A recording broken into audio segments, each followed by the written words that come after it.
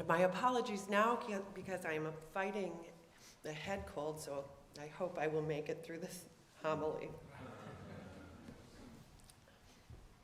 I grew up in an area of the country once perfectly described in the opening lines of a novel as a kind of nowhere, famous for nothing.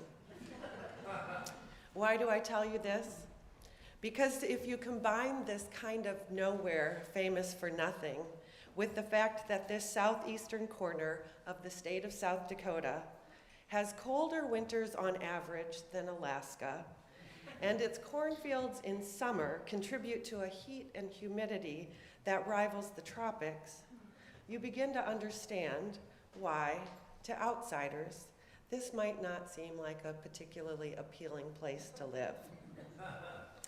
You could begin to understand how such a location might not be the first choice for pastors seeking a call, and why it might not necessarily attract the brightest and the best candidates. But let me be clear, though Douglas does not suffer from these hindrances, and in fact will most certainly be a very appealing prospect for exceptional pastors discerning a call. Our hindrance is not geography. Our difficulty may be Sal. To be honest, for me right now, even with all of our careful and deliberate preparations for transitions, imagining Douglas United Church of Christ without Sal is like trying to imagine The Sound of Music without Julie Andrews. For many, if not most of us, we believe that the fact that we're even sitting in this chair or pew today or listening online is because of Sal. For some of us, there was a season in our lives, perhaps a very long one, in which you believed for many valid reasons that you were done with the church. And then, miraculously, you found Sal. Like the Epiphany star, Sal drew us from far and wide and pulled by a longing that we may not even knew we had across a long and parched desert of thirst. He brought us to a cup of blessing that finally satisfied.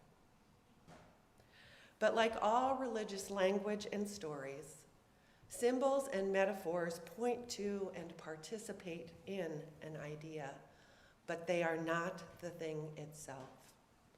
Sal, like the star followed by the ancient seeking wisdom, drew us from near and far, but he was never pointing to himself.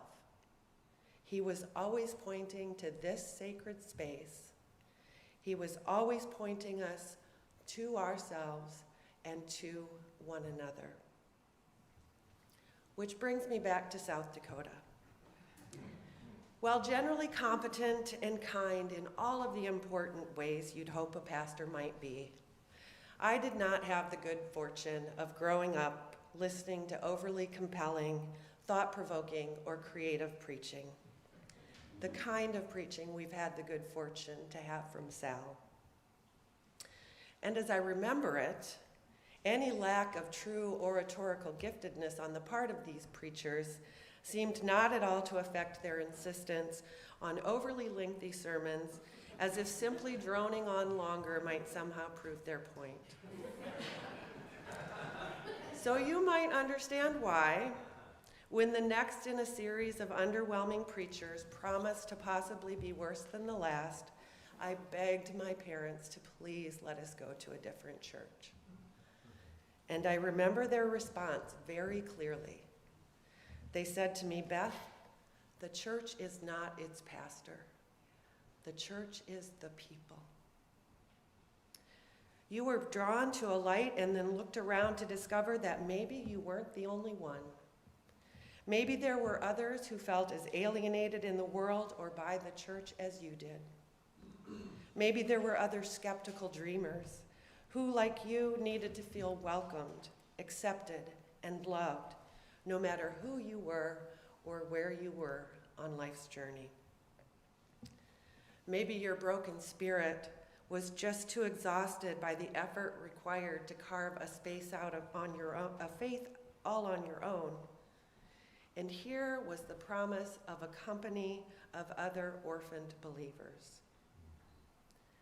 Maybe there were some who, despite the many ways there are to try to foster a spiritual life outside the church, recognized the limitations of these methods, paying so much attention as they can to self-improvement, and so little as they must, and as the author Bell Hooks wrote, to the practice of love within the context of community. Or as one of my favorite new young authors, Cole Arthur Riley, suggests, if your spirituality does not demand beauty and liberation for every person and piece of the cosmos, it is not God you are seeking, but a shallow ritual of self-soothing. And she goes on to say, in the tears of another, I meet the face of God. Generally, when people are asked, after the fact, why they joined a church, they will tell you it was due to a certain set of beliefs, maybe even a specific doctrine or creed that they were told that they must believe. But if you dig deeper, you find that belief always follows belonging. What we first found was home. You may have first come because of Sal, but you returned because when the church, the people, turned to pass the peace, it felt real. It felt like maybe they meant it. It felt like there were a whole bunch of people who were excited to be together, and you were curious to know why, and you were drawn to know more. Now, don't get me wrong, belief matters, but not in the way those churches you may have left in the past required, or in the way the church that abandoned you demanded. We do have a few non-negotiables here, though. Beliefs we revisit every time we welcome new members, when they promise, as we did when we joined, to grow together spiritually as progressive Christians, welcoming all, pursuing peace, love, justice, and healing for all creation, to be open and affirming, respecting all beliefs and faith traditions, recognizing and celebrating our connectedness to all peoples, and being good stewards of the earth's resources. First, we were drawn to the light, but then we were bound together through our promises to each other, that this will be a place where all are welcome and none are turned away. That this will be a place where you can come, even with your doubts, and be safe. That this will be a place where together we will pursue love and justice and the healing of ourselves and the healing of each other and the healing of all of creation. These are the promises that bind us to one another, the promises that make us church. Despite my own introversion and reliance on the natural world to soothe and restore, I remain convinced that healing seldom happens in isolation, that it is within the embodied community, among those who also dream, not of a kingdom, but of a kingdom, not of power over, but power with. Those who have faith, regardless what the Greeks of old or the influencers of today might want us to believe, that it is not the powerful and the beautiful who are favored, but the poor in spirit, the orphaned, the broken, and the lonely. It is these who shall know the face of God. God's wisdom runs counter to almost every impulse the world encourages us to follow. I constantly need to be reminded of this. And it is with you and in you that I find my reservoirs of hope. When you are deployed aboard a Navy ship, there will be times when the mission, the course charted, or unforeseen circumstances prohibits a return to port. When this happens, the ship will undergo what is referred to as a replenishment at sea. This involves another ship, one filled with supplies, coming up alongside and both maintaining a speed of about 12 to 16 knots, carefully keeping a 30-foot distance between both ships. Lines are cast linking the vessels, and the transfer of fuel and supplies begins. You can imagine the level of skill and expertise that is required to maintain safe conditions. You can also imagine the amount of caution and concern. But there is also always a celebratory feeling. Though extremely hard work and an all-hands effort, which is the Navy's way of saying it's going to take the whole crew to get the job done, the mood is always one of celebration because you know, for what may be for the first time in weeks, you are going to have fresh fruits and vegetables for dinner. You are going to eat well that night and for many days to come. We often think of and need our time here together on Sunday morning as sanctuary, a day of rest, a time apart, a haven and a shelter. And this is important and essential. But far from being a retreat from the world, each week in this hour, we are also called to refuel, to reorient ourselves to a wisdom that runs counter to what the world might suggest we need or pursue. Each week we come to hear the same stories because some of them happened, but all of it is true.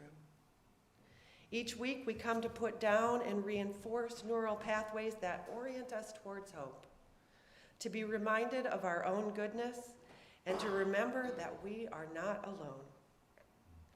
We come because this week I may be struggling, but others will be for me, Emmanuel, until that time when I can again be Emmanuel for you. Each week we come to be the church for one another, to replenish each other for what may be rough seas ahead. It is an all-hands effort.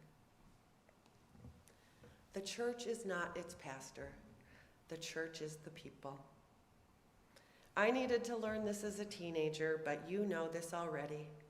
You have demonstrated it time and again from the tiny remnant that remained, digging even deeper into their own pockets to keep the doors open and the lights on, to all those who led services during Sal's sabbatical, from our Stephen ministers, retreat house facilitators, community leaders in the arts and music, to those who advocate for after-school programs and creation justice. From the organizers of crop walks and flower and soup and scarf drives, to those who manage the sound and video in the back of the sanctuary, and the ones who ensure flowers and seasonal delights in the front. From those who work behind the scenes setting out food and drink in the Friendship Hall, to the ones who ensure these ministries can continue through monetary offerings. You are the church. What is sometimes missed in the telling of the Epiphany story, perhaps because we're distracted by all the shiny gifts, is the fact that before Paul could proclaim to the Ephesians, the Magi were the first to recognize that Christ came for all, that God's extravagant welcome was about to be extended beyond the bounds of what anyone previously had imagined possible. Because too much of the world and too much of the church has lost sight of this truth, it is all the more essential that we here at Douglas United Church of Christ continue to reveal all of the ways in which the wisdom of God continues to run counter to the limitations others might place on God's abundance. Sal spoke often of our indebtedness to those who have gone before and our obligation to those yet to come. there are still those seeking the star.